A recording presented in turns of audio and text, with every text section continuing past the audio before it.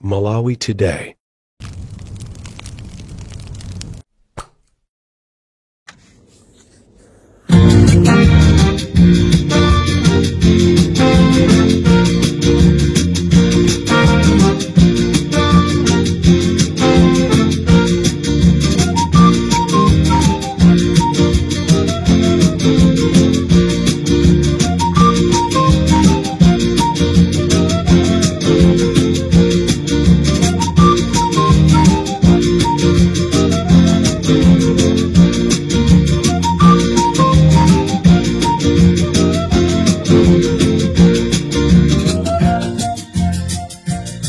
Mwadzuka bwanji ya Malawi nonse chigawo chino chakumamawa. This is Comrade Ntanyo on Limpopo FM.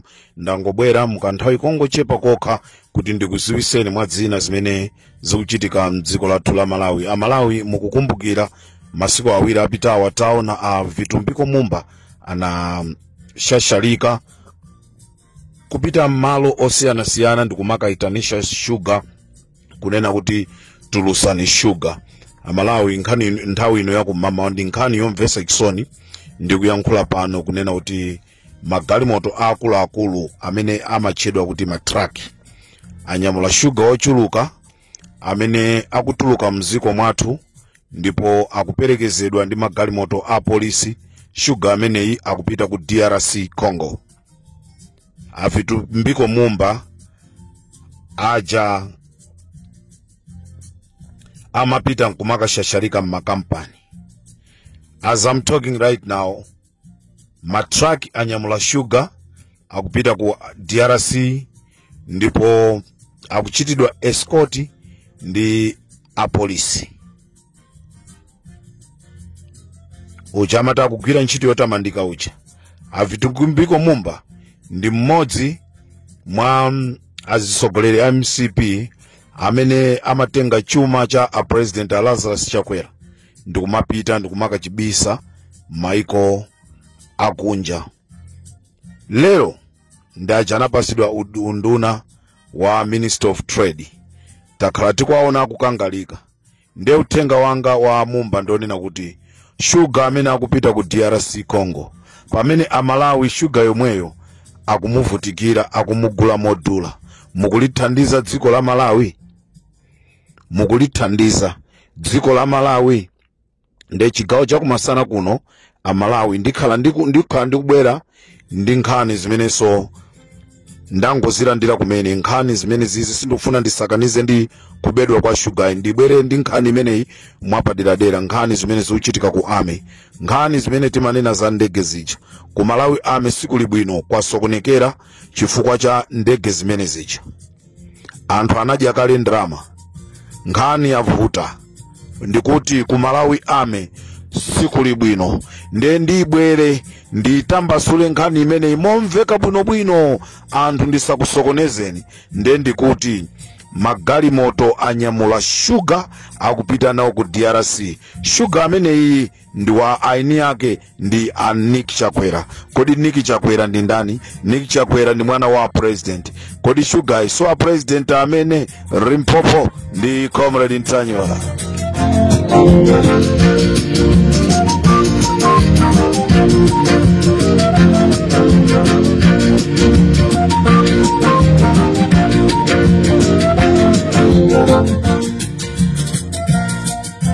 Tieni tingomva pang'ono kuti kodi abazuka muhangu akufuna kutusa chana Malawi.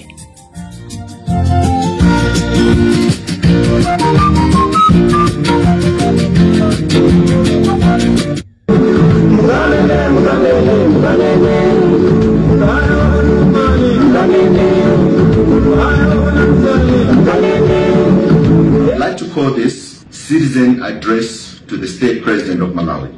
Mr. President, my name is Kumbo Lakumbolani Michael Bazuka Muhanga. I hope you remember me from our previous meetings just before you became a president. These meetings were one-on-one. Before I start, let me take you back to your sauna of youth that happened at Mzuzu State Lodge or Paris. And I have planted over 400,000 hectares of maize. These were your own words of proclamation and declaration to our children. Oh wow, over 400,000 hectares. That's huge. That's 4,000 square kilometers. That's about 1 million acres. I was thinking out loud that 1 hectare of maize field will require about 8 bags of recommended NPK fertilizer. That means 400,000 hectares will require 400,000 hectares times 8 bags of NPK fertilizer times 110,000 kwacha per bag of 50 kg. That is equals to 352 billion kwacha. You also need urea, which will also require 400,000 hectares times 7 recommended or required bags of fertilizer urea times another 110,000 kwacha, which will give us again 352 billion kwacha. It will come up to 704 billion Malawian kwacha. That's a lot, Mr. President. That is simple arithmetic of your purchased fertilizer for your field.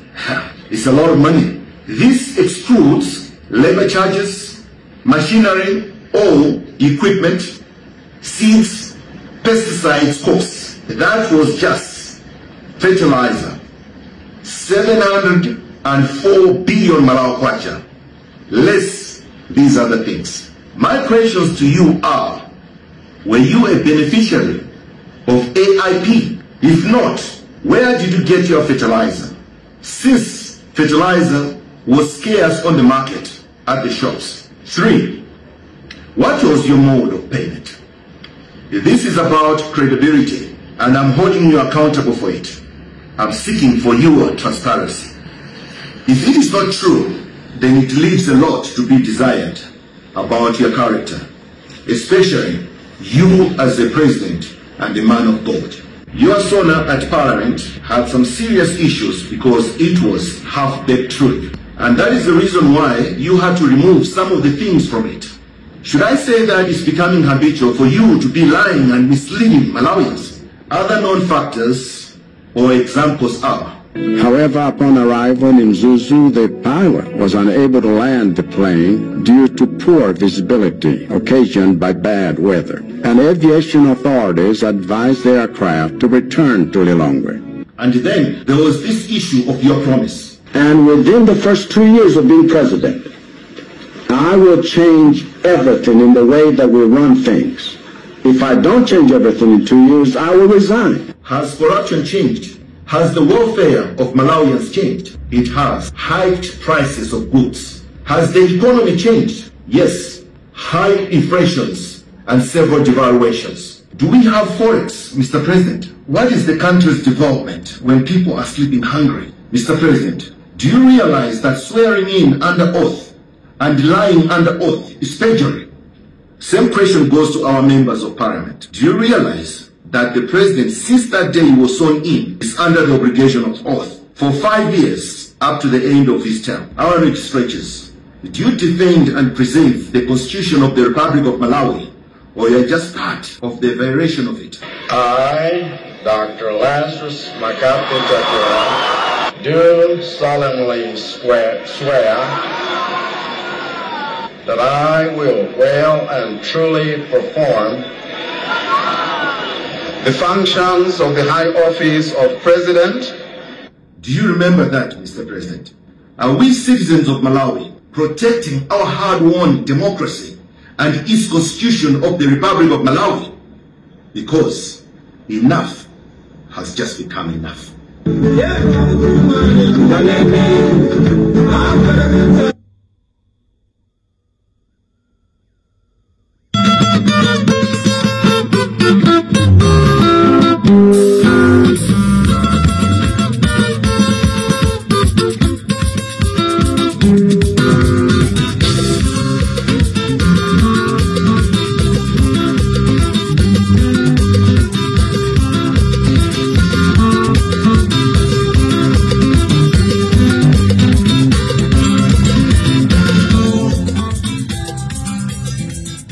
Amalawi tili ndi president amene sangatithandize, tili ndi president amene amangoziwa kuyankhula zaboza. Mukhoza kuona kunena kuti president wa dziko la Malawi chilowereni pa mpando palibe cha nzeru chimene wachitira Malawi, chimene akudziwa iye ndi boza. Amalawi, uthenga wanga chigawo cha kumama kuno konse kumene mukundimva Amalawi, we need to be careful. Tikasankhe mwanzeru pamene tikusankhaso mtsogoleri wa dziko la Malawi 2025 pa 16 September. Ndi nthawi yokhayo Amalawi imabwera kamodzi mu zaka 5. Tikuyenera tichenjere, tapusisidwa kokwana, taberedwa kokwana. Mukhoza kuona kuti zonse zimene amanena ndi zaboza.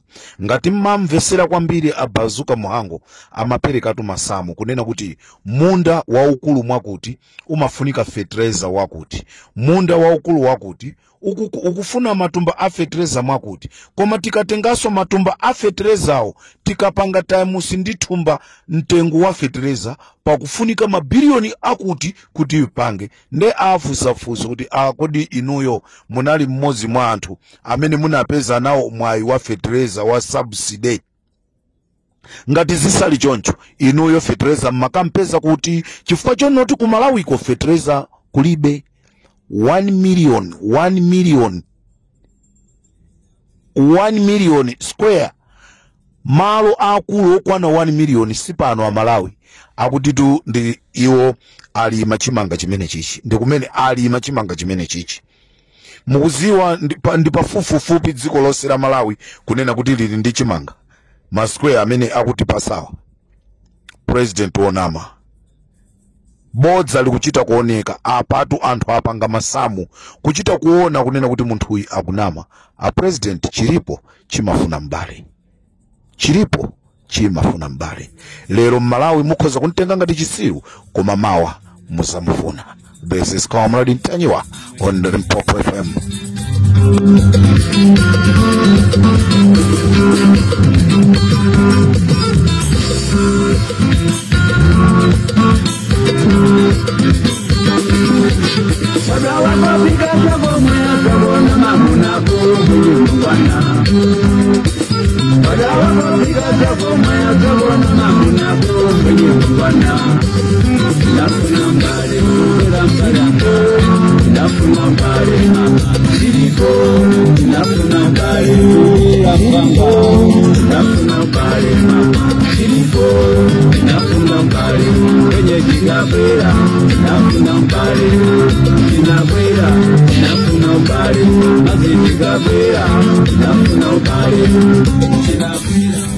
Ndi katelonso pa Limpopo mnali ndine Comrade Ntanyiwa. Tikumananso mchigawo china programu imeneyi akutipasira ndi aja UDF chifukwa chonena kuti lero munthu wachikulire wakwanisa zaka do.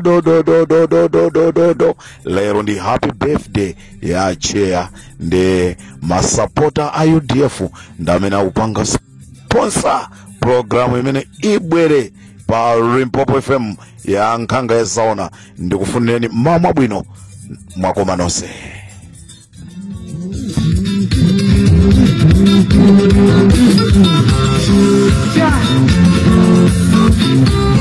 Ninaongona kwini